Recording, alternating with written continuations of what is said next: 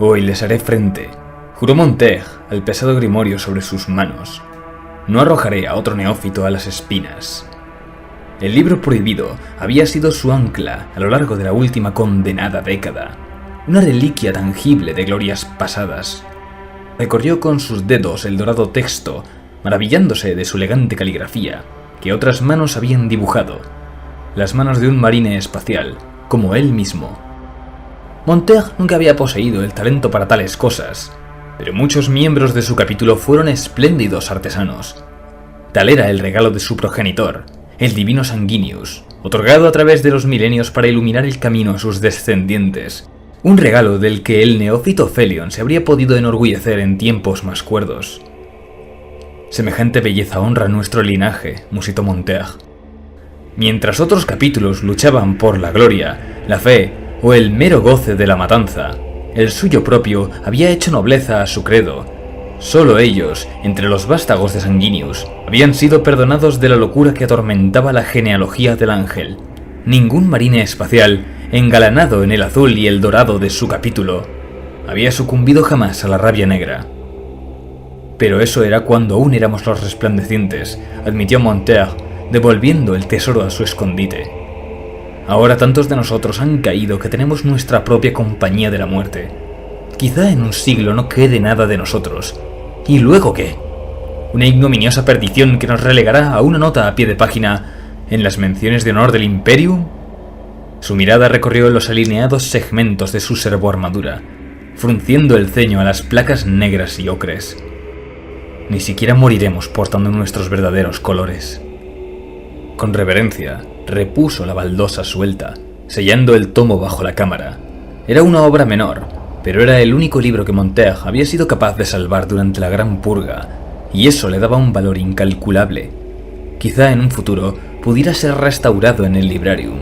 Quizá, pensó, después de que restauremos el propio Librarium y la fortaleza monasterio de Canbolis expulse a la corona de espinas. Pero yo no viviré para ver ese día.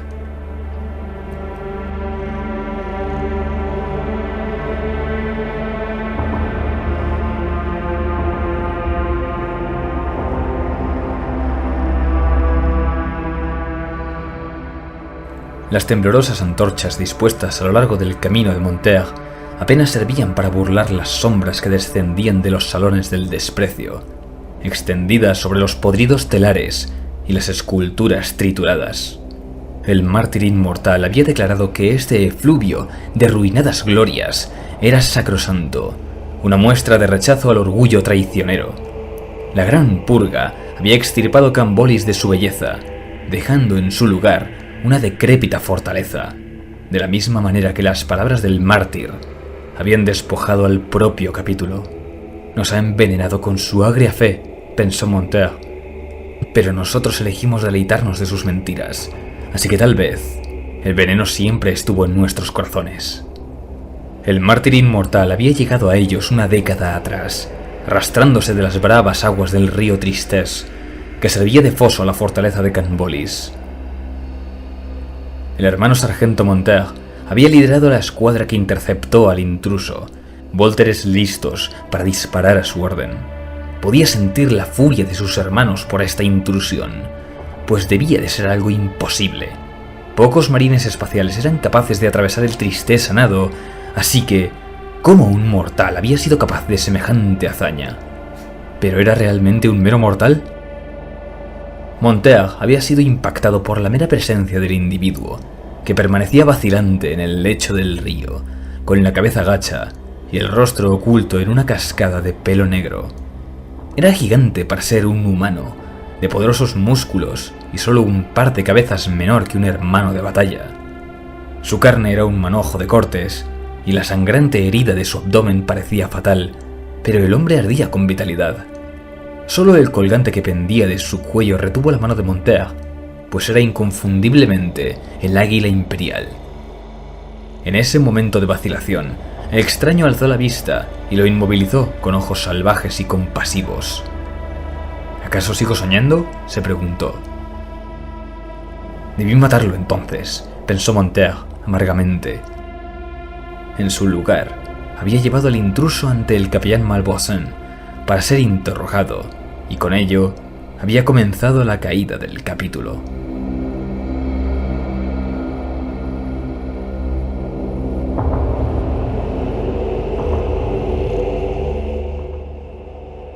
«Es la hora», dijo Montaigne a través de las puertas de la celda. El neófito Felion apestaba a sudor y a vergüenza. Como todos los neófitos, tenía prohibido lavarse el cuerpo hasta que hubiera sido merecedor del caparazón negro. Y como muchos otros que habían acatado los edictos del mártir inmortal, había sido declarado indigno, pero mientras que la mayoría caían por algún ritual menor, el pecado de Felion había sido catastrófico. Algo absurdo, pues todos los pecadores, por falta leve o grave, eran convocados por la corona de espinas, el cónclave de capellanes que ahora comandaba el capítulo. Invariablemente les era ofrecida la misma elección. «Elige el camino de las cadenas», insistió Montaigne. «¿Y condenarme a mí mismo a ser una ancorita hasta mi caída? Así seguirás sirviendo al capítulo. Dime pues, hermano sargento, ¿qué camino habrías elegido tú?», le desafió Felion. Para esto, Montaigne no tenía respuesta. «Debí luchar al lado de Athanasius», pensó. «Mejor haber muerto con mi capítulo, haberlo degenerarse y devorarse a sí mismo». Pero Montaigne no lo había visto entonces, pues había sido cegado por el fervor del capellán Malvoisin, tal y como Malvoisin había sido cegado por el mártir. El capellán había conversado con el forastero durante 19 días antes de proclamarlo como un profeta del dios emperador, que portaba una terrible revelación del credo imperial.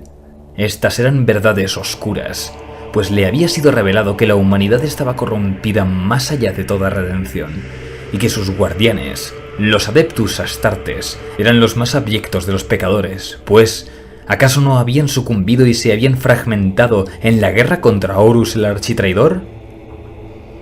Aquellos que permanecieron puros ayer caerán mañana, o al día siguiente, había declarado Malvoisin, pues la traición se oculta en nuestra sangre, enmascarada en el orgullo.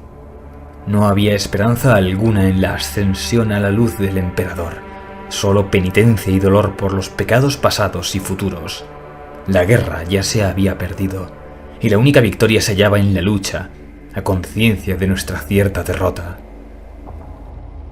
¿Fue la vergüenza de la acechante rabia negra lo que nos arrastró a tan estéril credo?, se preguntó Montaigne. ¿O siempre estuvimos tan rotos? «Levántate», ordenó Montaigne. «Tu elección te espera».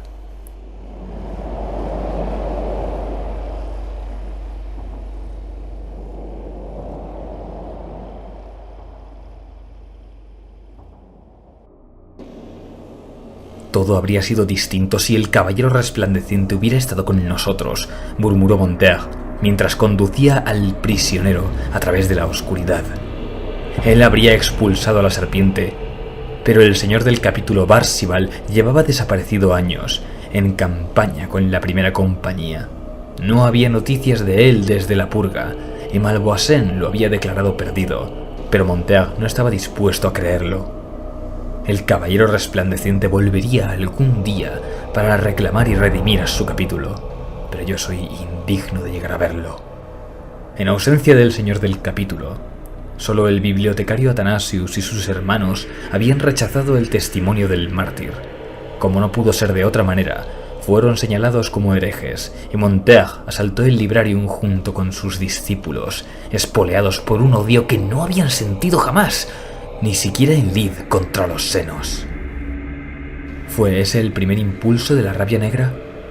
Athanasius y sus seguidores lo habían esperado, depuestos de armas y armaduras, pero escudados por una templanza que detuvo la carga en seco. Los atacantes esperaban la helora eléctrica que presagiaba un asalto psíquico, pero Athanasius habló, tan solo expulsó vocablos. «Nos alzaremos en alas llameantes». Solo eran palabras, pero eran el credo del capítulo, pronunciadas con tal convicción que por un momento drenaron el veneno de Montaigne. Pero entonces, Malvoisin aulló el nuevo credo, aquel que le había sido revelado por el mártir inmortal. «El emperador condena». Los ángeles resplandecientes murieron aquel día, y los ángeles penitentes se alzaron de su tumba, acerbos y envueltos en sombras.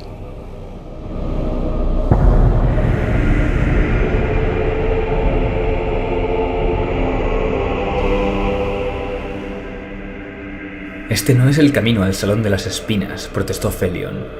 No, admitió Montaigne, no lo es. Te estoy conduciendo a la puerta del Heraldo. Pon rumbo río arriba y ocúltate en las montañas. El neófito se detuvo, confuso. Pero la corona de espinas me ha convocado. Así es, respondió Montaigne. Te ha convocado para que te martirices, como han de hacerlo todos los que recorren el camino de las espinas. Si esta es la penitencia por mi pecado... No has cometido pecado alguno, gruñó Montaigne. Tu tallaje de malla honra al primarca. No. La mirada de Felion era febril. El arte exalta la tiranía de la vanidad. Fuimos guerreros artesanos antes de que el forastero nos esclavizara. He visto tu habilidad crecer con los años, así en las armas como en las artes. Este es el verdadero camino de los resplandecientes. ¿Conocíais mi herejía? El neófito estaba perplejo. Soy tu sargento mentor, por supuesto que la conocía. Montaigne sacudió la cabeza. He tratado de escudarte, pero alguien debe de haberte espiado y ha delatado tu obra. Nadie me traicionó, dijo Felion con frialdad. Yo confesé mi pecado a la corona de espinas. Montaigne lo contempló, helado. Y vos debéis confesar los vuestros, sargento mentor, lo acusó Felion, pues habéis mancillado vuestra fe con... El puño de Montaigne lo golpeó en el rostro, aplastando sus palabras con un salvajismo que envió al neófito contra el muro. Sin embargo, los reflejos de Felion eran magníficos, y de inmediato volvió su tropiezo en una posición de combate, tratando de mantener la distancia entre él y Montaigne. Pero el sargento no le dio cuartel. Avanzando sobre él, atrapó a Felion por la garganta y lo golpeó contra el muro una y otra vez, permitiendo que la rabia negra lo reclamara, absolviéndose de la virtud del honor y del tormento de la esperanza. Hemos caído, y no nos podemos alzar, pues nuestras alas están encadenadas y nuestra sangre helada. Cuando hubo terminado, Montaigne se apartó del cadáver, respirando ronco mientras luchaba por mantener la rabia bajo control. No se había sentido negra en absoluto, sino radiante. El hereje trató de huir, dijo en voz alta, probando las palabras que diría ante la corona de espinas. Lo he entregado al juicio del emperador. Y yo plantaré cara otro día.